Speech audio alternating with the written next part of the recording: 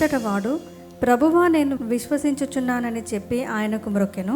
అప్పుడు యేసు, చూడని వారు చూడవలెను, చూచువారు గ్రుడ్డివారు కావలెను అను తీర్పు నిమిత్తము నేను ఈ లోకమునకు వచ్చి తినని చెప్పాను. ఆయన యొద్దనున్న పరిసరంలో కొందరు ఈ మాట విని, మేమును గుడ్డివారమా అని అడిగిరి. చాలాసార్లు మనము మర్చిపోతూ ఉంటాం. ఎవరిని మర్చిపోతామో, మనకి ఎవరైనా మేలు చేస్తే మనము ఆ మేలును మర్చిపోతాం కదా. సపోజ్ ఇప్పుడు ఒక టైంలో నీవు చాలా అనారోగ్యంతో ఉండి ఎక్కడో ఒక హాస్పిటల్కి వెళ్ళావు. ఆ హాస్పిటల్కి వెళ్ళిన తర్వాత ఆ డాక్టర్ ఏం చేశాడంటే మంచి వైద్యాన్ని ఇచ్చి నిన్ను బ్రతికించాడు. మంచి వైద్యాన్ని ఇచ్చి నిన్ను బ్రతికించాడు. నువ్వు బాగైపోయావు, అక్కడి నుంచి వచ్చేసావు. కానీ కృతజ్ఞత అనేది ఉంటుందా? ఉండదు. ఎందుకు? నాకు ఊరికే చేశాడా, డబ్బులు కట్టాను కదా. ఉండదా? డబ్బులు కట్టాం కాబట్టి బ్రతికామండి. డాక్టర్ గారు నన్ను స్వస్థపరిచింది. ఎవరు స్వస్థపరిచారు? మనీ. మరి నువ్వు నీ దేవునికి ఏ డబ్బు కట్టావు? నువ్వు నీ పాపం నుండి నిన్ను విడిపించడానికి నువ్వు ఎంత డబ్బు కట్టావు? కట్టారు ఎవరైనా? ఆయన ఉచితముగా రక్షించాడు, ఉచితముగానే ఆయన కృపను మనకు అనుగ్రహించాడు. అవునా కదా? అంతేనా? ఉచితముగా మనకిచ్చాడు. మనం ఏం చేయాలి? దాన్ని రిసీవ్ చేసుకోవాలి. దానికి తగినట్లుగా మనము కృతజ్ఞత కలిగి ఉండాలి. అవునా కదా? ఎవరైనా నువ్వు గొంతులో పడిపోయి ఇంకా చనిపోయే పరిస్థితిలో ఉన్నప్పుడు ఎవరైనా వచ్చి నేను రక్షించారనుకోండి, నువ్వేం చేయాలి? ఏం చేయాలమ్మా? ఎప్పుడు కూడా నువ్వు కృతజ్ఞత కలిగి ఉండాలా లేదా? ఎందుకంటే ఆ వ్యక్తి నీ ప్రాణాలను కాపాడాడు, నీకు ప్రాణభిక్ష పెట్టాడు. ఆ వ్యక్తి లేకపోతే నువ్వు బ్రతికి ఉండే వ్యక్తివి కాదు. కానీ ఆ వ్యక్తి ఉన్నాడు కాబట్టి నువ్వు బ్రతికేవారవచ్చు. ఆ వ్యక్తి యేసుక్రీస్తు. హల్లెలూయా. ఆయన లేకపోతే ఈరోజు నీవు కానీ నేను కానీ ఈ స్థలంలో ఉండేవాళ్ళము కాదు. మన జీవితాన్ని ఆయన చేతులకు అప్పగించుకోవాలి. మన లైఫ్ స్టైల్ని మనం మార్చుకోవాలి.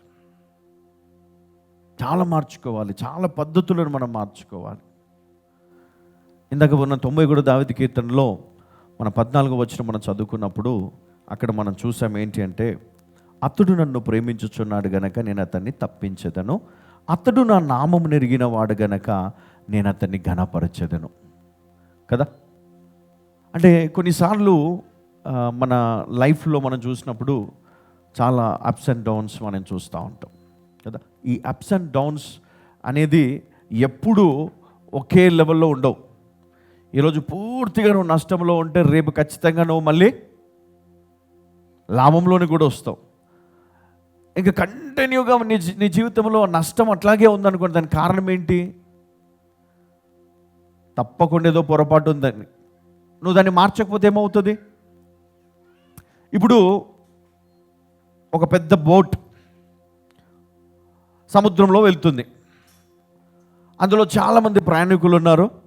ఉన్నట్టుండి మరి ఆ బోట్ కొంత డ్యామేజ్ అయ్యి లోపలికి వాటర్ వస్తున్నాయి. ఆ కెప్టెన్ చూశాడు వాటర్ వస్తున్నాయి. వెంటనే మరి కెప్టెన్ ఏం చేస్తాడు? సరే పోనీ కొన్నే కదా అనుకొని ముందుకెళ్ళిపోయాడు అనుకోండి, ఏమవుతుంది? ఇంకా కొన్ని వచ్చేస్తాయి అందులోకి. ఇంకా నిర్లక్ష్యం చేస్తాడు, ఇంకా వచ్చేస్తాయి. తర్వాత ఏమవుతుంది? టైటానిక్ షిప్ మునిగిపోయినట్టు కదా, మునిగిపోతుంది. మరి అది ఎప్పటి వరకు మనం ప్రయాణం చేస్తామంటే, ఏదైనా ఒక కీడు సంభవించినప్పుడు, ఏదైనా ఒక ప్రమాద హెచ్చరికలు వచ్చినప్పుడు వెంటనే మనం స్పందించాలి, వెంటనే మనం రియాక్ట్ అవ్వాలి. లేకపోతే అది మునిగిపోతుంది. అది బోట్ అయినా నీ జీవితమైనా, నీ ఉద్యోగమైనా, నీ ఆరోగ్యమైనా, నీ కుటుంబమైనా, నీకున్న ఏదైనా సరే నీ జీవితంలో అది నిన్ను వదిలిపోతే నువ్వు తట్టుకోలేవు కదా. అది డబ్బైనా, అందమైన, ఆరోగ్యమైన, భార్య అయినా, భర్త అయినా, పిల్లలైనా, ఏదైనా నువ్వు నిర్లక్ష్యం చేస్తే తప్పకుండా నువ్వు కోల్పోతావు. నిర్లక్ష్యము చెయ్యకుండా జాగ్రత్త పడాలా. అయ్యా నేను ఏం తప్పు చేస్తాను ఈరోజు నా లైఫ్లో, నేను పరీక్షించుకొని వాటిని విడిచిపెట్టి నేను దేవుని కోసం నిలబడితే దేవుడు నన్ను ఆశీర్వదిస్తాడు, విడిపిస్తాడు, తప్పిస్తాడు. చూడండి ఇక్కడ ఏమన్నాడు, అతడు నన్ను ప్రేమించుచున్నాడు కనుక నేను తప్పించదను, అతడు నా నామం వాడు కనుక నేను అతన్ని ఘనపరచెదను. అంటే నేను తప్పిస్తాను, ఘనపరుస్తాను. ఎందుకు? అతడు నన్ను ప్రేమిస్తున్నాడు, అతడు నా నామం ఎరిగినవాడు. కాబట్టి ఎవరిని అతడు ఆరాధించట్లేదు అంటే అతని జీవితంలో అతనికి ఇంకొకటి లేదు ఆరాధించడానికి. అది డబ్బు, లేకపోతే సిగరెట్, లేకపోతే మందు, లేకపోతే ఇంకేదో లేదు అతనికి. ఆ యొక్క వ్యసనము లేదు. కొంతమందికి వ్యసనాలు ఉంటాయి మనుషుల మీద, స్త్రీ, పురుషుడు, లేదా అనేక వ్యసనాలు ఉంటాయి. వాటిపైన పడి దేవునిని నిర్లక్ష్యం చేయడం వల్లనే ఈరోజు నువ్వు నష్టపోతున్నావు, ఈరోజు ఏడుస్తున్నావు, ఈరోజు బాధపడుతున్నావు, ఈరోజు ఓటమి అంచులో ఉన్నావు. నీ బోట్ అంటే నీ జీవితం మునిగిపోయే ప్రమాదంలో ఉంది. వాటిని విడిచిపెట్టి బయటికి రా, దేవుడు నిన్ను పైకెత్తుతాడు. హల్లెలూయా. ఇంకా లేదండి, నేను ఎంజాయ్ చేస్తున్నాను, నా లైఫ్ని నేను చాలా ఎంజాయ్ చేసి కష్టపడ్డాను, సంపాదించాను అని నువ్వు అనుకుంటే నీ అంత మూర్ఖుడు లేడు ఈ లోకంలో. నా శరీరం కోసం, నాకు ఆ సిగరెట్ తాగకపోతే, ఆ గుట్కా తినకపోతే నాకు మైండ్ పని చేయదు అని నువ్వు అనుకుంటున్నావా? నువ్వు మానకపోతే నీ లైఫ్ పని చేయదు, గుర్తుపెట్టుకో. నువ్వు ఎప్పటికీ బ్లెస్ కావు, ఎప్పటికీ నువ్వు ఐశ్వర్యవంతునివి కావు, ఎప్పటికీ నువ్వు కింద స్థాయిలోనే ఉంటావు, ఎదగవు నువ్వు, గుర్తుపెట్టుకో. నువ్వు చేయాల్సింది ఏంటో తెలుసా? దేవుని సన్నిధిలో మోకరించి ప్రార్థించు. నువ్వు చేయాల్సింది ఏంటో తెలుసా? శ్రద్ధ కలిగే పని చేసుకో. నువ్వు చేయాల్సింది ఏంటో తెలుసా? నీ కుటుంబాన్ని జాగ్రత్తగా గమనించు, కాపాడుకో. కృతజ్ఞత కలిగి జీవించు, కృతజ్ఞత జీవితం కలిగి నువ్వు జీవించు.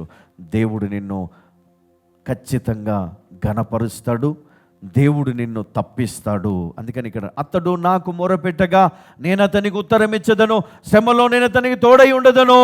హల్లెలూయా.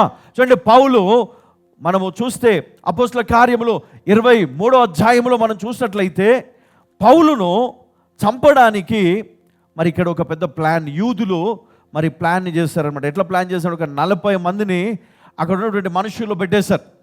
వాళ్ళు ఏంటంటే ఉన్నట్టుండి మీద పడి అతన్ని చంపేయాలా అని ఒట్టు పెట్టుకున్నారు. ప్రధాన యాజకుని దగ్గరికి వెళ్ళి ఆ నాయకుల దగ్గర వాళ్ళు ప్రామిస్ చేశారు. ఏమని అంటే, ఇదిగో పౌలుని మేము చంపొస్తే కానీ మేము ఆహారం తినము, పచ్చి నీళ్లు కూడా ముట్టుకోము అని వారు ప్రమాణం చేశారు. కానీ దేవుడు ఏం చేస్తాడంటే, ఇదిగో వారు ఆ యొక్క ప్లాన్ చేస్తున్నప్పుడు అక్కడ ఒక యవనస్తుడు, ఒక చిన్నవాడు ఉన్నాడు.